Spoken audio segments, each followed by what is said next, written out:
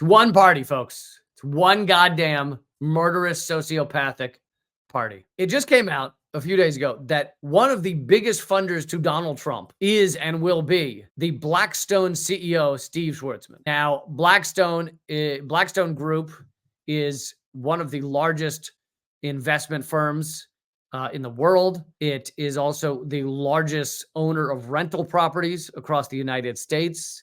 Horrible landlords that raise your rent and try and get you to leave so that they can get someone in there who will pay a lot more. And their CEO is the highest paid CEO on all of Wall Street. Blackstone Group CEO Steve Schwarzman announced on Friday that he will back Donald Trump in the 2024 election, giving the former president the support of one of the biggest names on Wall Street. But it's not just the name. It means that while he may not be legally, he may not be allowed to donate more than whatever, $5,000 to Trump's campaign directly, he can donate unlimited amounts to these super PACs that will be blanketing our airwaves and are already blanketing our airwaves with Donald Trump ads.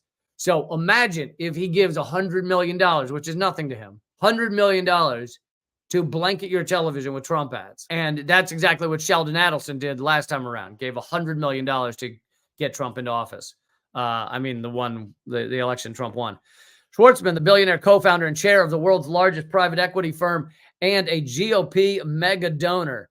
And again, Blackstone is a horrific entity. It's a parasitic, disgusting organization and one of the wealthiest organizations in America, wealthiest corporations.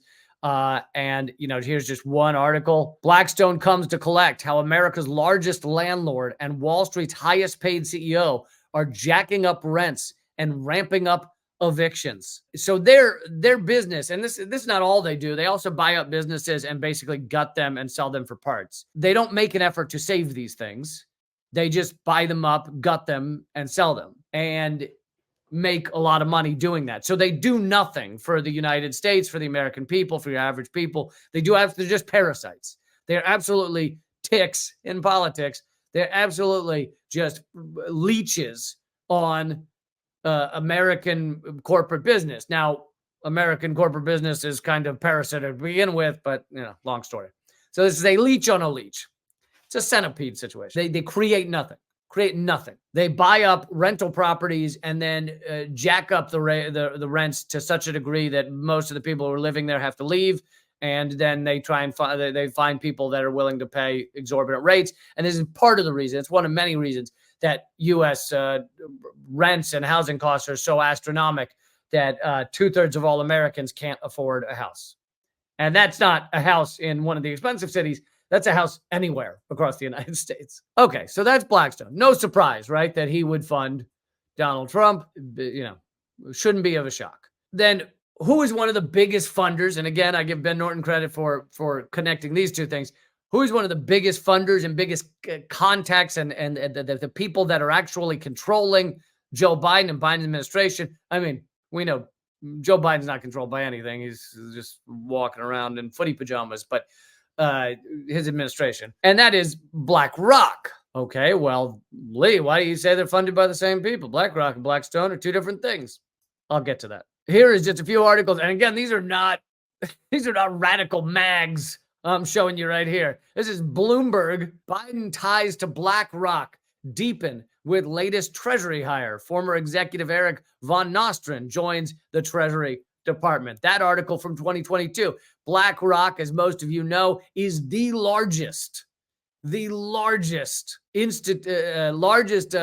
investment firm in the world with trillions of dollars. I'll bring you some of those details in just a second. Okay, so there's one article about BlackRock having more and more power in the Biden administration. Here's another one.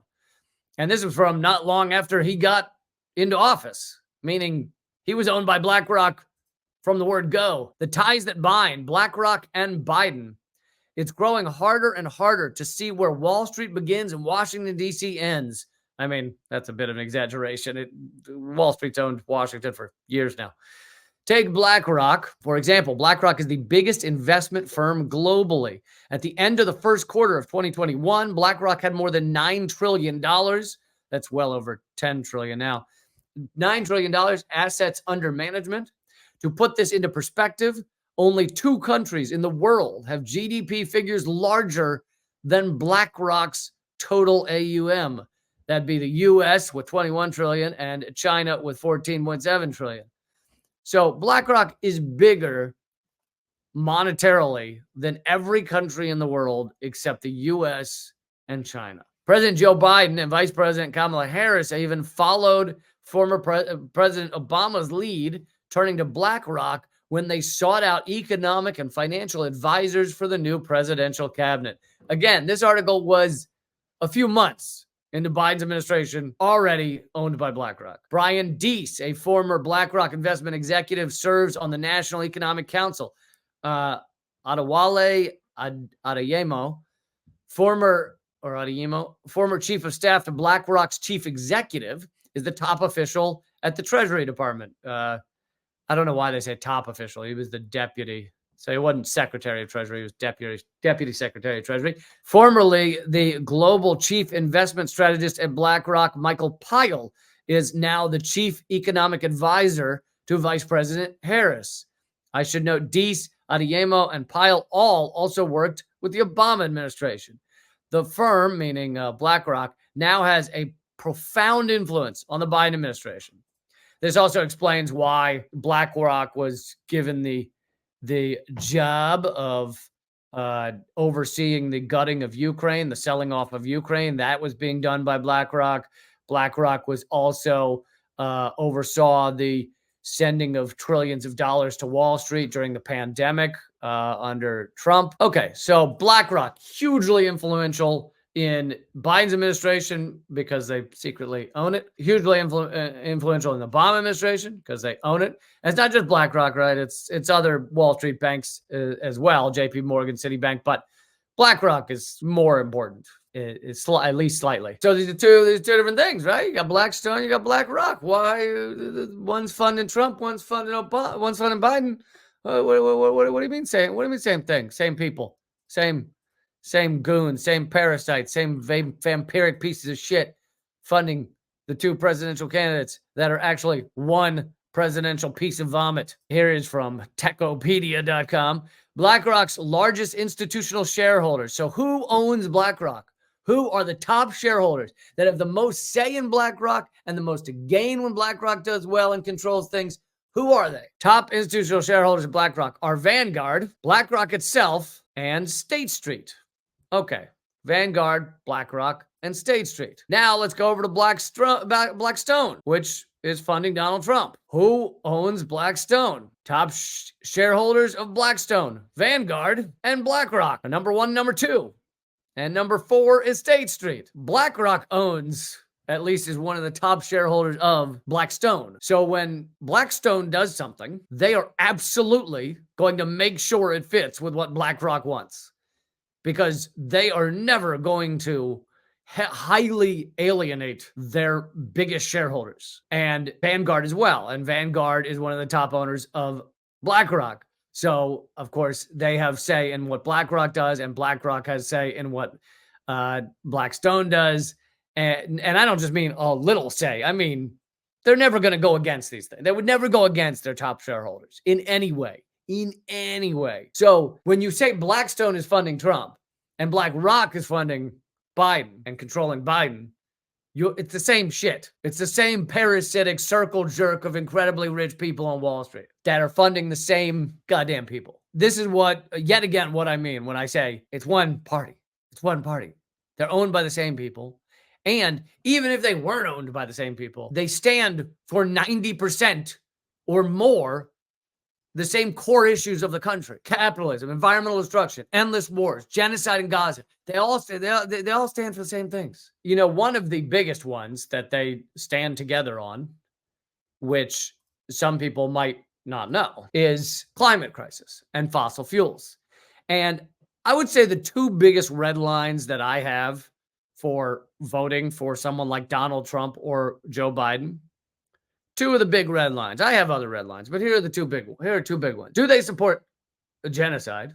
Which, yeah, Trump and Biden both heavily support and arm this genocide right now in Gaza. So they're both genocidal war criminals.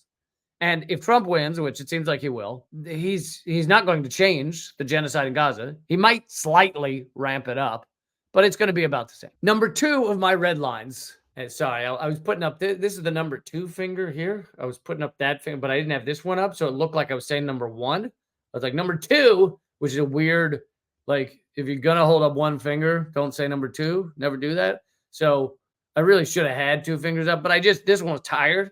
So I was like, number 2. But yeah, okay. But yeah, it's 2 red lines. One was genocide. Another red line was climate crisis. Now, some people go, well, Biden's slightly, better on climate crisis, right? Because he said he's going to put electric chargers, which he hadn't done yet, across the country. He said he likes to care about climate crisis. I don't know. He said some garbage. But here's the reality of it, folks. Here's the reality of what's been done under Joe Biden in terms of climate crisis, in terms of fossil fuel use, which is what's causing the crisis, that will destroy our ability to inhabit this planet, that will destroy your grandkids and your kids' ability to have an even relatively comfortable life. Here's the reality. Biden is not advertising that we're currently seeing, that he's currently overseeing America's record oil boom. Biden is not waging war on American fossil fuels, which is what, if you watch Fox News or something, they'll tell you Biden hates oil. Biden hates. In fact, it's the opposite. He's boosting oil. He's boosting fossil fuels. Here on this one chart, you see it all. This is the blue line is American fossil fuels compared to Russia and Saudi Arabia. Daily millions of barrels produced. So this is not just exports, production. America in 2023, so end of last year, was at 13 million barrels a day production. Russia was down at 10, and Saudi Arabia, which used to be the oil king of the world, is at 9.7.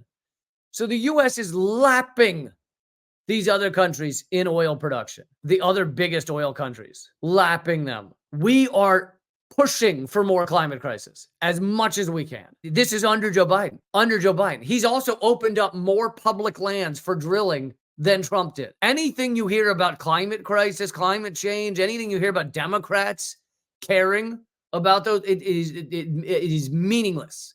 Meaningless. Because this is the reality, that they are worse for climate crisis than even the Republicans were. Now, I'm not going to yell, go vote for Trump, because he's better on fossil fuels, because I don't think he'd change it. I think this is ramping up, and he'll keep it ramping up.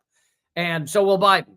They are the fucking same. Here's U.S. annual crude exports, which is pretty similar up to 2023. This is millions of barrels per day. The U.S. is exporting 4.1 million a day. That was in 2023. Before that, it was in 2022, it was 3.6 million a day. In whatever this is, 2016 roughly, which is not that long ago, the U.S. was only exporting 0.5 million a day. So we are shooting to the moon in terms of shipping oil around the world. And again, this plays right into what I keep sounding like a broken record on: American petrodollar. America's power is based on oil being sold and bought in dollars. And we are shipping oil around the world to make sure it's sold and bought in dollars. And we are putting sanctions on China's, specifically on their EVs, their electric vehicles, on their batteries, which are used for electric and sustainable energy, and their solar panels. Those are the 3 biggest things we're putting tariffs on, to stop their usage and try to make sure fossil fuels are still being used around the world. It's one party, folks. It's one goddamn murderous, sociopathic party. Okay. Hit subscribe, hit share, all those things.